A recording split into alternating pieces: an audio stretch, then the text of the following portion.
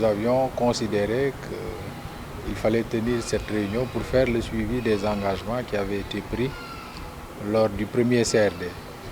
Et au sortir de cette deuxième réunion, nous sommes plus que rassurés que toutes les dispositions qui relèvent de l'État seront prises pour garantir la bonne tenue de cet important événement religieux et qui constitue le sacre de l'évêque de Ziguinchor et qui est prévu les 23 et 24 novembre 2021.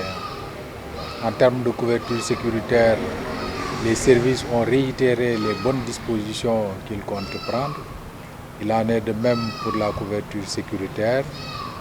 Pour les autres aspects liés à la préparation des sites retenus pour abriter les célébrations et également pour accueillir les délégations, les instructions ont été données. La désinfection, le nettoiement se feront au plus tard le 21. Déjà à partir du week-end prochain, le service d'hygiène prévoit de procéder à la pulvérisation de ces sites.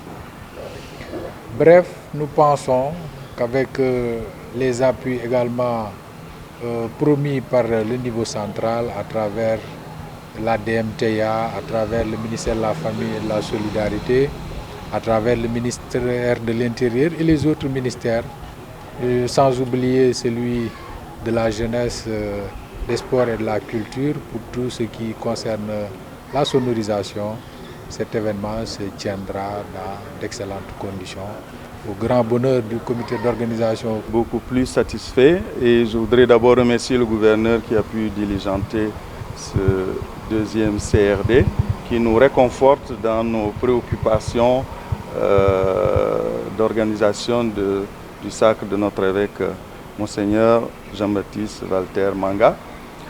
Et à ce stade, nous pensons que les choses pourront bien se dérouler. Et je remercie toutes les bonnes volontés qui ont déjà bien réagi, entre autres les services de l'État, qui ont tendu la main pour nous soutenir. C'est sûr que tout n'est pas totalement couvert, c'est pour ça que nous en appelons encore à ce que tout le monde se mobilise pour que cet événement puisse bien se dérouler.